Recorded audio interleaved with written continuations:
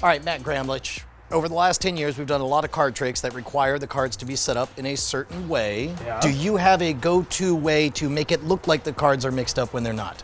I'm ashamed to say, I just take them out of the box that way.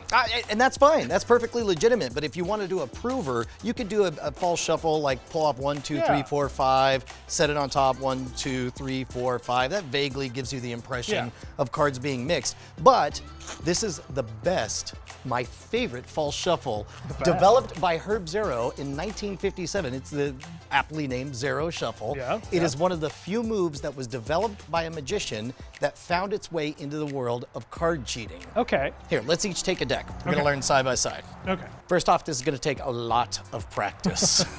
And to be honest, I actually don't recommend trying to learn it with a deck in new deck order because you're just gonna instantly mess it all up. Just practice the moves and get it down. Okay. But you begin with the cards in a single block. You're gonna hold them in a light grip on the side. There we go. And what you're gonna do is you're gonna use the pad of your index finger to keep the top card right where it is, and your left hand is going to pull a block of the top cards out. So what we're doing, there we go. We got one card on top, an A block and a B block. You see it? And then once you get here, you're gonna wanna square everything up super, super well. Okay. And I mean like full on like blocks of cards, right? Now you're going to riffle them. Now it's up to you how deeply you want to riffle them. In like this, or just over at the edges. But just know that the deeper you riffle shuffle, the farther you're gonna have to strip them out at the important crucial moment. And there's one crucial moment. You're gonna have to practice a lot to make sure that it looks good. So in this case, we're gonna start shuffling them together, riffling them. You wanna make sure that you end with the last two cards on top. Top card on the left side and then top card on the right side. Got it. Oh, this is interesting. Now you are using the sides of your thumb, which which may be fine, but I found that it works a little bit better if I hold them as blocks and I'm kind of doing this. Okay. So it's you're doing more of this. Yeah. I want to do more of this. Let's just do everything as slow as we can, like one card at a time. You're going to riffle through the entire thing. Make sure that the last two cards are the top two. And at this point, you should just have two perfect blocks with the cards interlaced the entire way through. And make sure they're square, square, square. That is so important. So that means you're gonna want, you notice my pinkies are taking care of the back, my middle fingers are taking care of the side, my thumb's on the other side. Now here's the secret move. You're gonna push both index fingers forward, and then that is gonna provide the cover. Watch this. As you rotate it in, they naturally strip out.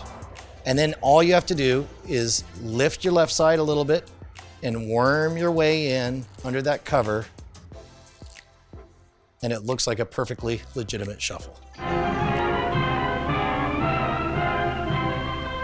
Domains. The nation builder. Domains. The bone and sinew of our industrial world. The modern manufacture of domains begins with the procurement of raw materials.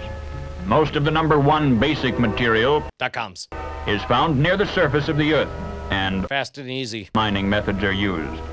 Great the internet deposits give up the second basic material used in modern domains. Credibility.coms and .nets. Trainloads of the third basic material. Promo code SCAMSCHOOL. Arrive at the plant where it's converted into 15% off. Lastly, a giant overhead crane brings a huge ladle of hot reliability as it comes from the domain.com. With domain.com. Scientists and engineers working as a team, ever striving for new methods, new products, and new uses, it can be confidently predicted that domains continue to be the backbone of our civilization and our progress. Couple things on this. This is the kind of thing, just practice a billion times and it will get better and better and better as you get more and more comfortable. Second of all, I heard that the original way Herb Zarrow taught this, he pushed like 3 cards forward for cover. So if you're a cardician, you can make that happen. But I find that for the most part, especially with a bit of misdirection, when you're messing around doing magic for your friends, I wouldn't try this as a gambling stunt, but I would try it just to mess with your friends. There we go. Do you try to keep the blocks about the same size? That's a good point. I actually try to keep the left-hand block a little bit smaller. So if you want to take a little bit less than half of the deck, that might be easier to practice with. Yeah. You're gonna interweave those. And the last two, it is important. Like this thing, if you don't hit left, right at the very end, then just take it out and then redo it again. And each time you do it, it's gonna get more and more nerve-wracking, Right. but it's just like, it's better to get it clean. This is a little bit like learning to juggle. Anyone can learn to juggle in 15 minutes, but it takes years to make it look good under fire. But as long as you understand the principles, I'm gonna call this a win. Don't forget that in these moments, one of the best forms of misdirection you could do is after you've shuffled the cards like this, look up, look them in the eye, and ask them a meaningful question. At which point you push these forward, and it can be something as simple as, you do remember your card, or do you have a favorite card in the deck? Yeah. It doesn't matter, at which point you push these forwards, and then you just seal that all up. Here's the other important thing about false shuffles, is by their very nature, you're almost never doing them under fire. You're doing them at the beginning before the trick has even begun. So there's no reason anybody should suspect that anything is weird about the deck. All right, let's see your best. That's nice. That's looking good. Got the left, you got the left, right. You got it, you got it. Actually, All right, all I right. got a few extra, but it doesn't matter. That's right, that's right. And Then push, you got cover, and then just sloppy it up.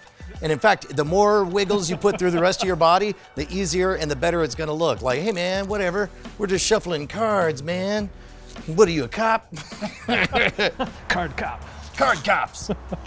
The Zarrow Shuffle is my favorite false shuffle, but it does take a lot of time to get it down, a lot of practice. If you want easier versions and much more in-depth nuance on how to get it down, we put together a tutorial over 40 minutes long called 7 False Shuffles and Cuts, available right now at scamstuff.com. It's an extra credit tutorial. Extra credit. Yeah. No, that sounds Not great. regular credits.